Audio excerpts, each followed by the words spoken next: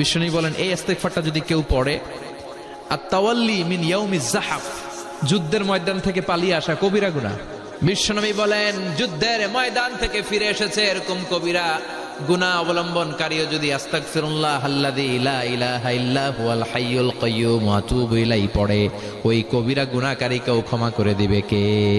সাইয়েদনা আদম আলাইহিস সালাম ভুল করলেন, দুনিয়ায় এসে শত শত বছর কাঁদলেন, কিন্তু ক্ষমা হয় না। আল্লাহরে বললেন, আল্লাহ কি করলে ক্ষমা পাবো বলো? ফাতালাক্কা আদামু মির রাব্বিহি কালিমাতিন ফাতাবা আলাইহি। আল্লাহ বললেন, ও আদম, তোমারে কিছু কালেমা শিখায় দেই, এই কালেমাগুলো দিয়ে আমার কাছে দোয়া করো, ক্ষমা করে দেব। আল্লাহ শিখায় দিলেন, ও আদম, দুই হাত তুলে চোখের পানি ছেড়ে আমার কাছে পড়ো, রব্বানা পড়েন, রব্বানা যালামনা আনফুসানা ওয়া ইল্লাম তাগফির লানা ওয়া তারহামনা লানাকুনান্না মিনাল খাসিরিন। এটা শিখাই দিয়েছিল আল্লাহ। 365 দিনের প্রতিদিনই বান্দা যখন আল্লাহর কাছে ক্ষমা চায়, আল্লাহ তখন খুশি হয়ে যায়। সুবহানাল্লাহ পড়ে।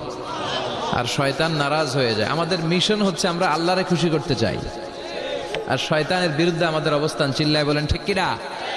এজন্য সব সময় প্রশংসা করব কার? শুকরগুজার হব আল্লাহর জন্য, ঠিক কিনা?